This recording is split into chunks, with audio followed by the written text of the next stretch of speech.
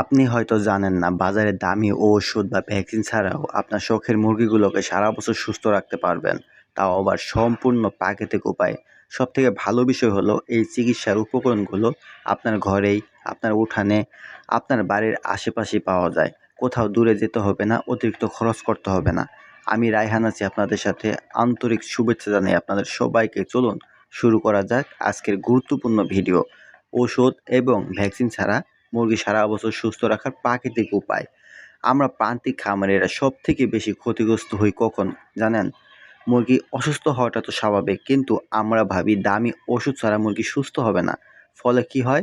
আমাদের সবচেয়ে বেশি খরচ এই ওষুধে হয়। আর সত্যি বলতে মুরগির ওষুধ কখনোই কম দামে পাওয়া যায় না। কিন্তু আপনি কি জানেন, অনেক সময় কোনো ওষুধ ছাড়াই শুধুমাত্র সঠিক যত্ন আর প্রাকৃতিক উপায়ে মুরগি সুস্থ হয়ে যেতে পারে। আজকে আমি সেই বিষয়গুলো আপনাদের শেয়ার করব এবং উপকরণগুলোর নাম, কি কাজে আসবে, কখন, কিভাবে খাওয়াবেন। সর্বপ্রথম আসি আমাদের ঘরে থাকা যে গুরুত্বপূর্ণ উপাদানটা, রসুন। রসুন হলো প্রাকৃতিক অ্যান্টিবায়োটিক। আপনি যদি প্রতি সপ্তাহে 2 থেকে 3 দিন করে রসুনের পেস্ট মুরগিকে খাওয়াতে পারেন, তাহলে আপনার মুরগির শরীর গরম থাকবে, হরমোন তৈরি হবে, প্রজনন ক্ষমতা তৈরি করবে এবং মুরগির কৃমি দমন করবে, মুরগির রোগ প্রতিরোধ ক্ষমতা বাড়াবে, মুরগি অসুস্থ কম হবে। খাওয়ানোর নিয়ম হলো প্রতি 10টি মুরগির খাবারে 1 চামচ রসুন পেস্ট, অথবা আপনি চাইলে বড় সাইজের একটি মুরগিকে 1 কোয়া রসুন খাইয়ে দিতে পারেন। দ্বিতীয়ত আসি আমাদের ঘরে থাকা মশলা হিসেবে পরিচিত হলুদ। হলুদ হলো প্রাকৃতিক অ্যান্টিবায়োটিক, গ্রোথ বুস্টার এবং অ্যান্টিব্যাকটেরিয়াল।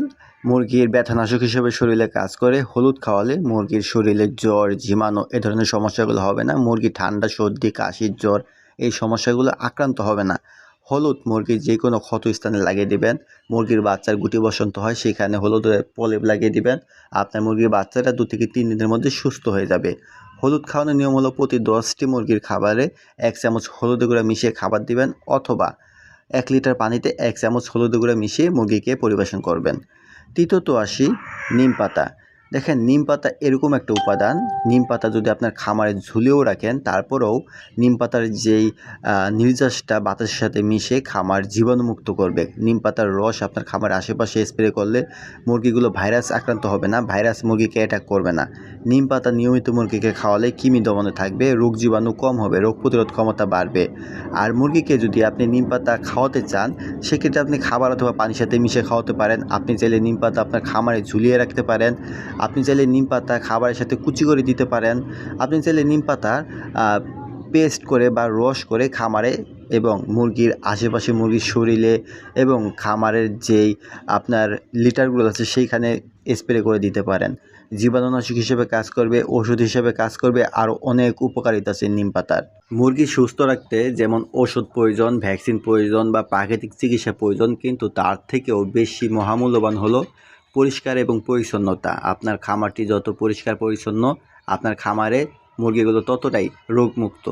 কারণ অপরিষ্কার জায়গায় জীবাণু জন্মায়, ব্যাকটেরিয়া জন্মায় এবং ভাইরাসের আক্রান্ত এই মুরগিগুলোকে করে ফেলতে পারে খুব সহজেই। কারণ মুরগির ইমিউনিটি কমে যায়, অসুস্থ হয়ে যায়, বেশি বেশি ঘন ঘন অসুস্থ হয়ে পড়বে। কারণ অপরিষ্কার জায়গা থাকলে মুরগির এমনিতেই রোগাক্রান্ত হয়ে যায় অনেক বেশি।